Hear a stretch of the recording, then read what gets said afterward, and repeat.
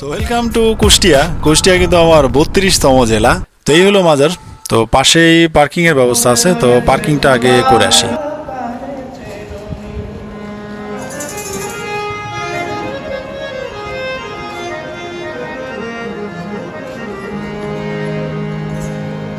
কাম গোপন প্রেম গোপন মুর্শিদ দিলাম গগন। কাম গোপন প্রেম গোপন মুর্শিদ দিলাম গগন। দেখে তোর মক্কা গোপন।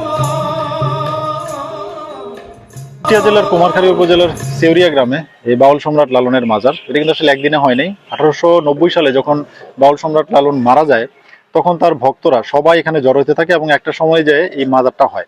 কাম গোপন প্রেম গোপন মুর্শিদ দিলাম গগন। কাম গোপন প্রেম গোপন মুর্শিদ দিলাম গগন।